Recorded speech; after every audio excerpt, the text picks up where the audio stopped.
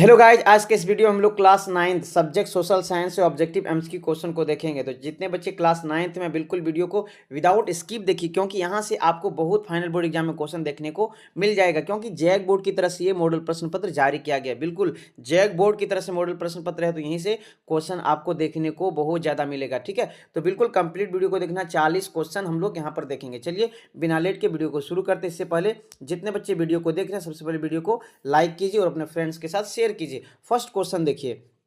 जी हाँ, फ्रांस की क्रांति कब शुरू हुए थे? When did France revolution begin? आपको जल्दी से बता देना। फ्रांस की क्रांति 1776, 1789, 1799 या फिर 1804 को शुरू हुए थे। जल्दी से बता दीजिए, क्योंकि हम क्लास में आपको फ्रांस की क्रांति कंप्लीट पढ़ाएं। जल्दी से आपको बता देना फ्रांस की क्रांति। जी हाँ, फ्रांस की क्रांति 14 जुलाई 1789। जितने बच्चे बता रहे बिल्कुल सही जवाब दें। इसका सही आंसर हो जाएगा 1789। ऑप्शन नंबर बी बिल्कुल सही हो जाएगा। और नीचे कमेंट बॉक्स में भी बता दीजिए फ्रांस की क्रांति किस शहर से शुरू हुए थे? पेरिस से शहर, यानी कि पेरिस वो शहर थे जहां से फ्रांस की क्रांति शुरू हुए थे। और उस समय का राजा कौन थे? लुई 16वां थे। क्लास में आपको पढ़ाया गया, बिल्कुल क्लास में ये सभी लुई 16वां के बारे में पढ़ाया गया। ठीक है, आगे बढ़ते क्वेश्चन नंबर 2 देखिए। क्वेश्चन नंबर 2 में क्या पूछा है? फ्रांसीसी क्रांति में ऊर्ज्वा शब्द का अर्थ क्या होता है? फ्रांसीसी क्रांति में ऊर्ज्वा शब्द का अर्थ बताना। कुलीनता, मध्य वर्ग, पादरी वर्ग, किसान। 4 विकल्प है। जल्दी से आप नीचे कमेंट बॉक्स बता दीजिए। बिल्कुल आपको लेट नहीं करना है, क्लास में ये सभी चीजें आपको पढ़ाया गया। तो देखते हैं कितने बच्चों ने बिल्कुल ऑप्शन नंबर सी चुने हैं, मध्य वर्ग हो जाए इसका अर्थ। ठीक है, आगे बढ़ते हैं बिना लेट के। क्वेश्चन नंबर 3 पढ़िए। जी हाँ, कट्टरपंथी जैकोबिन्स ने किस राजनीतिक क्लब की स्थापना किए थे? जल्दी से आप नीचे कमेंट बॉक्स बताइए। राजभक्त, रूढ़िवाद, जैकोबिन्स या फिर उदारवादी। 4 विकल्प है। देखते हैं, बहुत आसान सवाल है ये, तो बिल्कुल हलवा वाला सवाल है, आपको बता देना चाहिए अभी तक, है ना। तो देखते हैं कितने बच्चों ने बिल्कुल जैकोबिन्स चुने हैं। बिल्कुल आप सही जवाब दें। क्वेश्चन नंबर नेक्स्ट पे आ जाइए। नेपोलियन बोनापार्ट ने खुद को फ्रांस का सम्राट, नेपोलियन बोनापार्ट वहाँ का सम्राट, फ्रांस का सम्राट कब बने थे? 1799, 1815, 1821 या फिर 1804। 4 विकल्प है। देखते हैं कितने बच्चों ने अभी तक जवाब भी दे दिए। आपको पता होगा नेपोलियन बोनापार्ट 1804 में जीते थे। जी हाँ, 1804 में नेपोलियन बोनापार्ट जीते। तो option number B is the right answer हो जाएगा। ऑप्शन नंबर बी, 4 का बी। जितने बच्चों ने चुने बिल्कुल सही जवाब दिए हैं। और 1815 में नेपोलियन बोनापार्ट की हार हो गए थे। कौन से मैदान में हुए थे? थोड़ा नीचे कमेंट बॉक्स बता दीजिए ताकि हम समझ जाएंगे। आप बिल्कुल मन लगा के पढ़ाई करें। ठीक है, क्वेश्चन नंबर नेक्स्ट पे आ जाइए। तो नेपोलियन बोनापार्ट इसका देख लें सवाल। 1804 में ये सम्राट बने थे जिसने बैंक ऑफ फ्रांस की स्थापना भी की थी। आगे बढ़ते हैं। नेक्स्ट क्वेश्चन ये रहा आपके स्क्रीन के सामने। थोड़ा हम क्वेश्चन को फास्ट पढ़ रहे हैं क्योंकि अभी 40 क्वेश्चन देखना है ना, वीडियो बहुत लॉन्ग हो जाएगी, आप देख नहीं पाएंगे, है ना। जिस कारण से हम चाहते हैं कि जल्दी वीडियो बने, कम से कम टाइम लगे। हेलो हेलोकॉस्ट किससे संबंधित है? हेलोकॉस्ट किससे संबंधित है? प्रथम विश्व युद्ध, रूसी क्रांति, अमेरिका क्रांति, द्वितीय क्रांति। 4 विकल्प है। देखते हैं कितने बच्चे बिल्कुल सही जवाब दे रहे हैं, मन लगा के पढ़ रहे हैं, तब जाकर के आप जवाब दे रहे हैं। अगर मन लगा के नहीं पढ़ते हैं तो आप बिल्कुल जवाब नहीं दे पाएंगे। तो इसलिए अभी लास्ट टाइम है, आपको बिल्कुल पढ़ना जरूरी है। तो जितने बच्चों ने द्वितीय चुने हैं, हेलोकॉस्ट किससे संबंधित है? द्वितीय विश्व युद्ध। कब से कब तक चले थे? 1939 से 1945 तक। जी हाँ, 1939 से 1945 तक द्वितीय युद्ध चले थे। क्वेश्चन नंबर 6 देखिए। भारत की सबसे बड़ी नदी कौन सी? इतना आसान क्वेश्चन, ये तो बच्चा का लेवल का सवाल है, ये तो आपको बताना ही पड़ेगा। Which is the largest river in India? Which is the largest river in India? Ganga, Godavari, Brahmaputra, Krishna. 4 विकल्प है। ये तो बच्चा बच्चा को पता है। भारत का सबसे पवित्र और भारत का सबसे लंबी नदी माने जाने वाले गंगा नदी, गंगा नदी।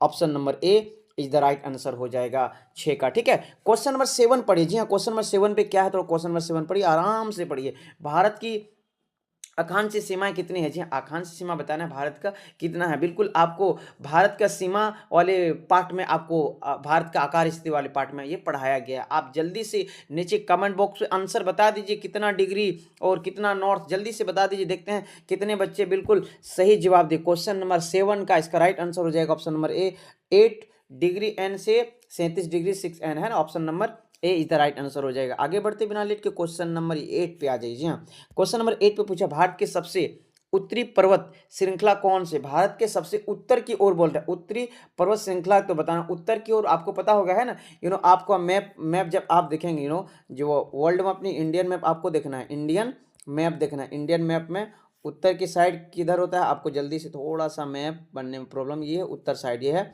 दक्षिण साइड, ये है पश्चिम साइड और ये है पूर्व साइड। ठीक है, आप मैप में देख सकते हैं, हम फास्टली बताने का कोशिश करते हैं।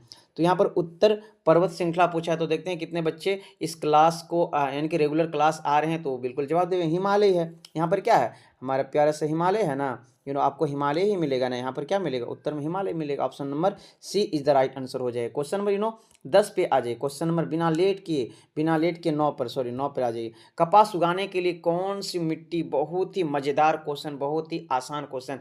कपास उगाने के लिए कौन सी मिट्टी, जलोढ़ मिट्टी, काली मिट्टी, लाल मिट्टी, लेटेराइट मिट्टी, इसका सवाल का जवाब आपको नीचे कमेंट बॉक्स में बिल्कुल बताना ही पड़ेगा, क्योंकि इतना आसान सवाल पूछा, इससे आसान क्या ही सवाल पूछ सकता है। तो इसका सही आंसर हो जाएगा बिल्कुल काली मिट्टी। कपास के लिए कौन सी मिट्टी, काली मिट्टी। और भारत में सबसे अधिक काली मिट्टी किस राज्य में है, जी हाँ, भारत में सबसे अधिक काली मिट्टी गुजरात में है। कहाँ पर है, गुजरात में। आपको पता होना चाहिए, काली मिट्टी ज़्यादा पानी को क्या करते हैं, ऑब्जर्व करते हैं, खींचते हैं। ठीक है, तो कपास को और भी किस नाम से जानते हैं, सफ़ेद सोना, सफ़ेद सोना, जी हाँ, white gold, white gold. Option number C is the right answer हो जाएगा। अब बिना लेट के हम लोग क्वेश्चन नंबर नेक्स्ट पे जाते हैं। क्वेश्चन नंबर नेक्स्ट बहुत आसान सवाल पूछे, थोड़ा आराम से जवाब दीजिए। क्वेश्चन नंबर 10 पूछिए, देखिए क्या, किस नदी को दक्षिण गंगा के नाम से जाना जाता है। जी हाँ, किस नदी को दक्षिण गंगा, तो नदी आपको पता होगा भारत का सबसे लंबी नदी है, अभी हम लोग जस्ट पहले पढ़े हैं। तो बता देना है किस नदी को दक्षिण गंगा नदी के नाम से जाना जाता है। Which river is known as the Dakshin river, यानी कि दक्षिण गंगा। आपको बता देना है कृष्णा, गोदावरी, महानदी, कावेरी। 4 गो विकल्प है, इन 4 विकल्प में से आपको जल्दी से जवाब देना है किस नदी को दक्षिण गंगा नदी के नाम से जाना है। तो जितने बच्चों ने ऑप्शन नंबर, जी हाँ, गोदावरी चुने, ऑप्शन नंबर बी, 10 का बी बिल्कुल सही आंसर हो जाएगा। किस नदी को दक्षिण गंगा नदी के नाम से जाना जाता है, गोदावरी को। बिल्कुल आपको नीचे कमेंट बॉक्स में जवाब देते जाना है। क्वेश्चन नंबर 11 पे आ जाइए। लोकतंत्र की मुख्य विशेषता क्या है, लोकतंत्र की मुख्य विशेषता क्या होता है जी, एक व्यक्ति द्वारा शासन, सेना द्वारा शासन, लोगों द्वारा शासन, धार्मिक नेताओं द्वारा शासन। लोकतंत्र पता होगा, भारत क्या पूरे दुनिया का सबसे अच्छी सरकार लोकतांत्रिक सरकार है, और भारत प्यारा देश हम लोग का है ना, कि यहाँ पर लोकतांत्रिक शासन है। तो बता देना आपको, बिल्कुल हम लोग यहाँ चुनाव देते हैं ना, कि चुनाव होता है, वोट देते हैं सब, तो लोगों के द्वारा ये सब हो रहा है ना, लोगों के द्वारा शासन हो रहा है। तो इसका सही आंसर हो जाएगा लोकतांत्रिक की एक मुख्य विशेषता क्या, 11 का जितने बच्चे ऑप्शन नंबर सी चुने, लोगों द्वारा शासन, लोगों द्वारा चुने जाते हैं, बिल्कुल सही आंसर हो जाएगा। आगे बढ़ते बिना लेट क्यों, क्वेश्चन नंबर 12 पे आ जाइए। 12 पे सवाल पूछा है, ऐसी प्रणाली के लिए क्या शब्द इस्तेमाल किया जाए जहां लोग प्रतिनिधियों को चुनाव करते हैं। अभी जस्ट पहले बताया, जहां पर चुनाव होते हैं, बिना लेट के आपको बता देना है, राजशाही होगा कि लोकतंत्र होगा। 2 ऑप्शन देते हैं आपको, राजशाही जहां पर राजा का शासन होता है, लोकतंत्र लोगों द्वारा चुने जाते हैं, बिल्कुल ये लोकतंत्र हो जाएगा। Option number B is the right answer हो जाएगा। Option number B is the right answer हो जाएगा, लोकतंत्र। ठीक है, डेमोक्रेसी।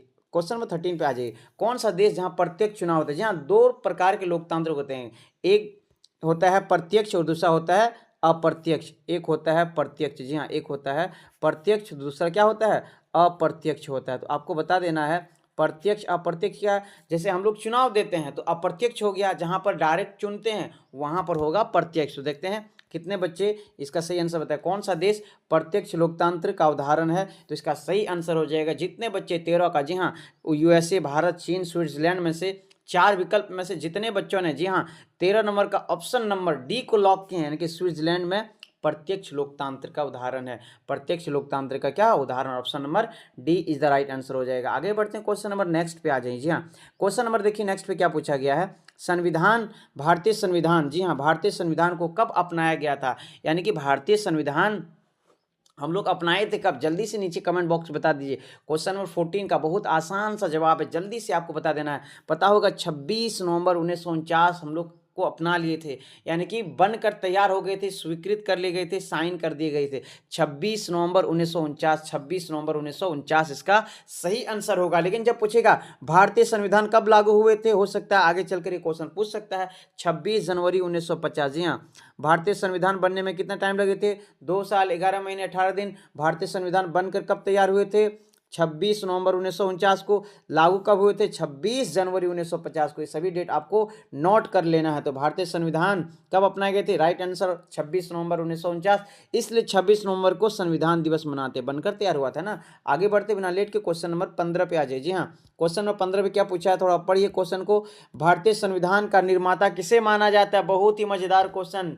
जी हाँ, जी हाँ, भारतीय संविधान का निर्माता किसे कहा जाता है? महात्मा गांधी को, फिर B.R. अम्बेडकर सर को? जल्दी से बता दीजिए। हमारे बापूजी को कहते हैं या फिर B.R. अम्बेडकर सर को बोलते हैं? देखते हैं कितने बच्चों ने बिल्कुल ऑप्शन नंबर बी को लॉक किया। तो कंप्यूटर जी आंसर दिखा दें। बच्चे देखना चाहते हैं, बिल्कुल देखना चाहते हैं कि सही जवाब दिए हैं कि गलत जवाब दिए। बच्चे ऑप्शन नंबर बी को चुने तो बिल्कुल हम बता दें। कंप्यूटर जी तो आ नहीं सकता है, हम ही बता देते हैं। भारतीय संविधान निर्माता किसे माना जाता है? Option number B is the right answer हो जाएगा। B.R.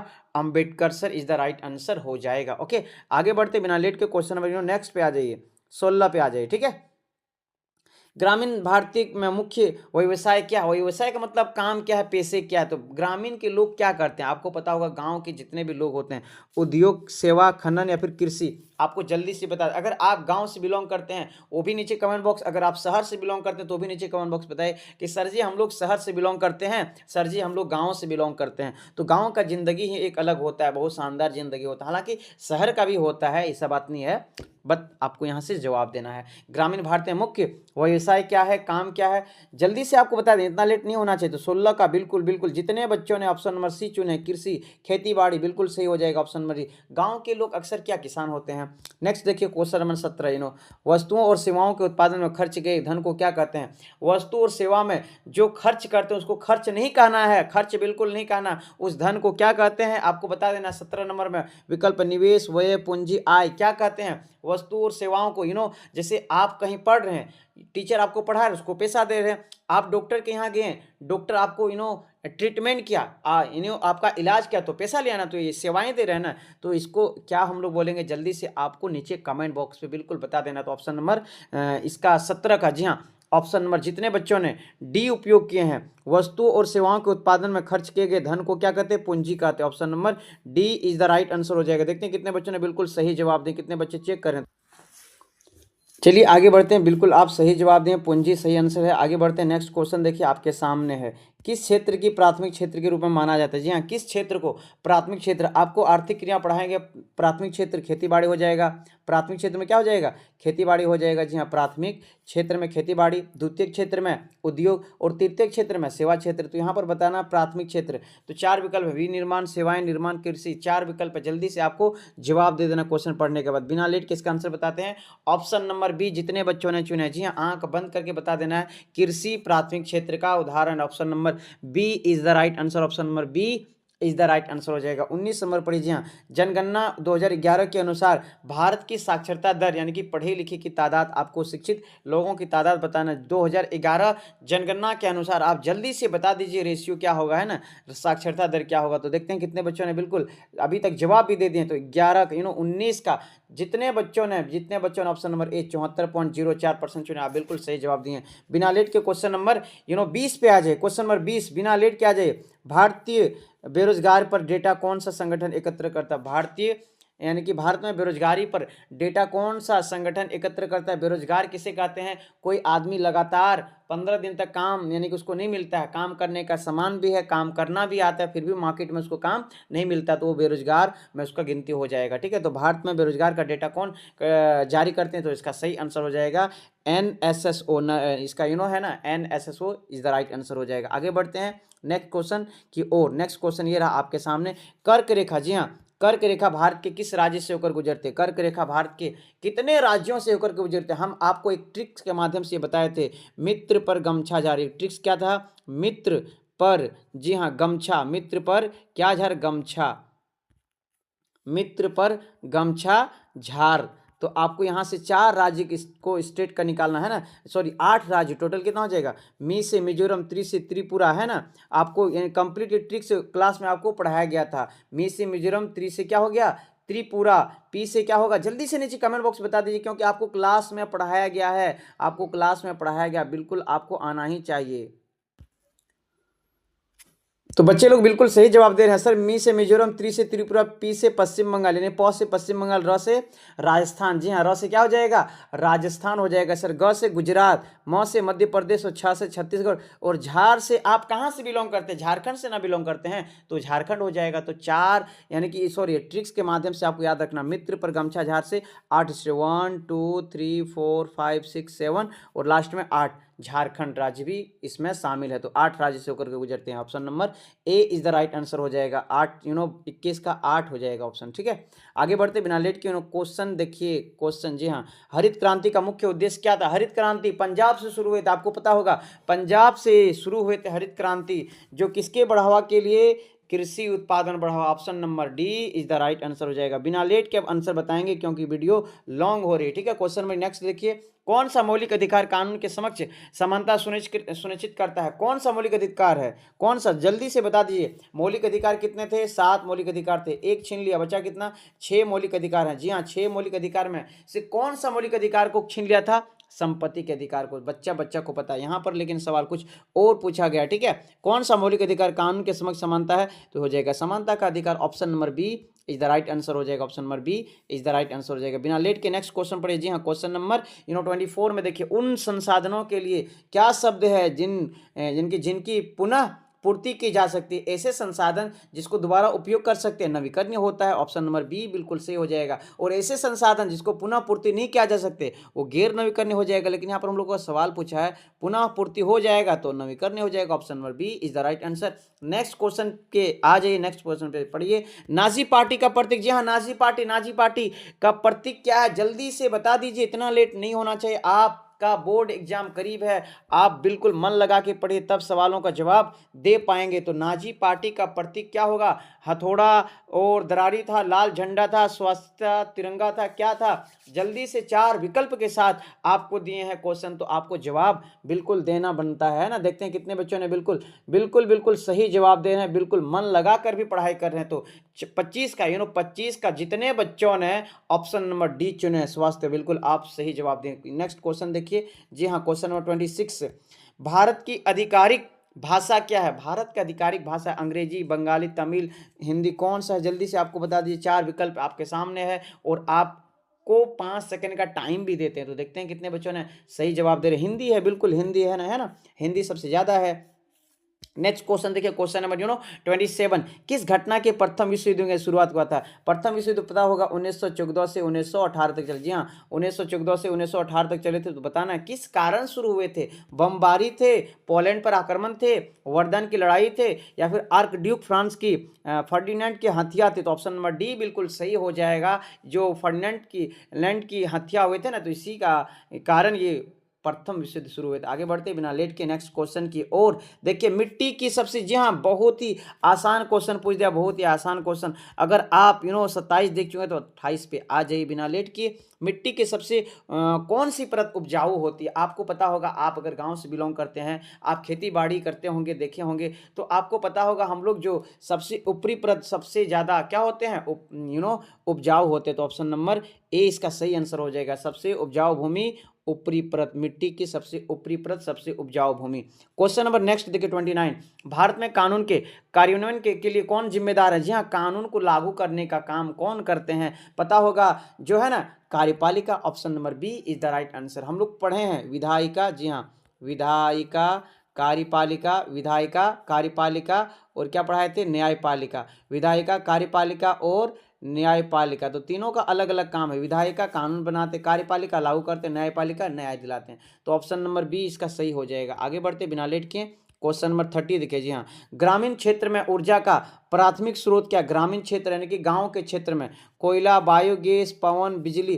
4 विकल्प आपको जल्दी से जवाब दे देना। कितने बच्चों ने, देखते हैं, बिल्कुल सही जवाब दे। ग्रामीण क्षेत्र में प्राथमिक क्या? बायोगैस, लकड़ी वगैरह ऐसे हम लोग जलाते हैं ना, तो बायोगैस इसका सही आंसर हो जाएगा। आगे बढ़ते हैं बिना लेट के 31 पे आ जाइए। वॉल स्ट्रीट एक्सचेंज कहाँ है? जी हाँ, वॉल स्ट्रीट एक्सचेंज पता होगा, न्यूयॉर्क, अमेरिका, यूएसए, इसी तरफ में है। तो ऑप्शन नंबर ए बिल्कुल सही हो जाएगा। बिना लेट के इसका आंसर बता रहे हैं। ठीक है, क्वेश्चन नंबर 32 देखिए, संयुक्त राज्य अमेरिका में श्वेतवासियों द्वारा खेती की कौन सी विधि अपनाई गई थी? जी हाँ, स्थानांतरित खेती, आदिम खेती, गहन खेती, इनमें से कोई नहीं। जल्दी से बता दीजिए, देखते हैं कितने बच्चों ने बिल्कुल सही जवाब दिए। गहन कृषि इज द राइट आंसर। गहन कृषि इज द राइट आंसर हो जाएगा ऑप्शन नंबर सी बिल्कुल सही जवाब दें। आगे बढ़ते हैं, बिना लेट के 33 क्वेश्चन पढ़िए। 33 गर्मियों में, जी हाँ, जहां पर गर्मी का बात आ गया समझ लेना गर्म हवा का बात हो रहा है। गर्मियों में उत्तरी मैदान में बहने वाली हवा को क्या कहते हैं? जिस हवा में लोगों के नाक से खून जारी हो जाते हैं उस हवा का नाम पूछ रहा है आपको, बिल्कुल आप एक्सपीरियंस किए होंगे, ठीक है। गर्मियों में उत्तरी मैदान में बहने वाली हवा को, उस गर्म हवा को क्या कहते हैं? लू कहते हैं। Option number B is the right answer. गांव में सुने होंगे, मम्मी आंटी लोगों से सुने होंगे कि नहीं, कि हम लोग का जो है ना कि लू चल रहा है, बाहर नहीं जाना बच्चों, है ना, लू चल रहा है, तो option number B is the right answer हो जाएगा। आगे बढ़ते हैं बिना लेट के क्वेश्चन नंबर 34 देखिए, निम्नलिखित में कौन सा भारत के उत्तरी दक्षिण भागों में सर्दियों के दौरान वर्षा के कारण बनती है? उत्तरी दक्षिणी बोल रहा है, उत्तरी दक्षिणी सर्दियों के दौरान वर्षा का कारण बनती है, सर्दी के दिनों वर्षा का कारण। इसका सही आंसर हो जाएगा पश्चिमी विक्षोभ के कारण, पश्चिमी विक्षोभ के कारण is the right answer. Next देखिए 35, प्रवास में कौन से क्षेत्र में जनसंख्या की संख्या, वितरण और संरचना में परिवर्तन होते हैं? जल्दी से बता दीजिए, प्रवास में कौन से क्षेत्र में जनसंख्या की वितरण और संरचना में परिवर्तन होता है? तो ऑप्शन नंबर सी बिल्कुल सही हो जाएगा, प्रस्थान और आगमन दोनों क्षेत्र में, प्रस्थान और आगमन क्षेत्र दोनों में। Option number C is the right answer. बिना लेट के क्वेश्चन नंबर 36 देखिए, जी हाँ, क्वेश्चन नंबर 36 में गरीबी रेखा, गरीबी रेखा क्या है? जी हाँ, गरीबी रेखा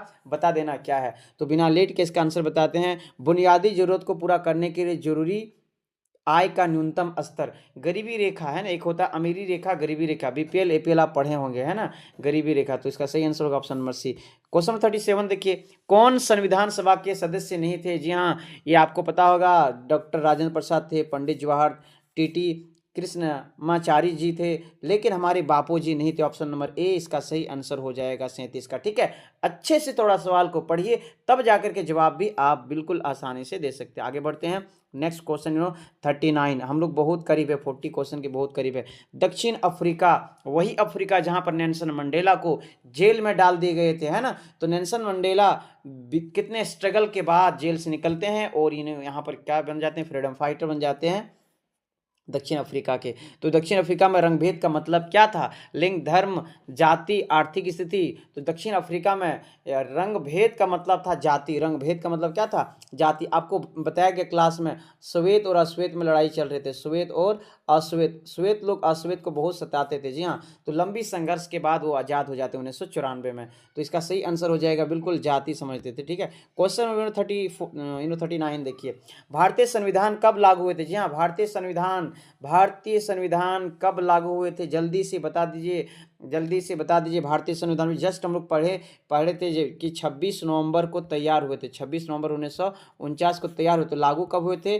26 जनवरी 1950। जितने बच्चे बताया 26 जनवरी 1950 बिल्कुल सही जवाब दिए। लास्ट वन क्वेश्चन देखिए, थोड़ा आपको इसका जवाब देना ही पड़ेगा, ठीक है। क्वेश्चन नंबर 40 देखिए, भारतीय संविधान, जी हाँ सॉरी, भारतीय राष्ट्रीय कांग्रेस का 1931 का अधिवेशन कहाँ आयोजित किया गया था? नागपुर, दिल्ली, कलकत्ता, कराची, कराची पाकिस्तान में, अभी वर्तमान में पाकिस्तान में, ठीक है। तो जल्दी से आपको नीचे कमेंट बॉक्स बता देना, आज़ाद भारत से पहले का बात है, 1931 बोल रहे हैं ना, तो आज़ाद कब हुई? तो 1947, उससे पहले का है घटना। तो आपको बिल्कुल जवाब दे देना, भारतीय राष्ट्रीय कांग्रेस 1931 कि अधिवेशन कहाँ आयोजित किए गए थे? कराची। तो इसका आई होप कि आप कराची चुने हैं, बिल्कुल सही जवाब दिया। आप सब कोई जितने भी क्लास 9th में है, आप मन लगा के पढ़ेंगे, क्योंकि आपका फाइनल बोर्ड एग्जाम बहुत करीब है।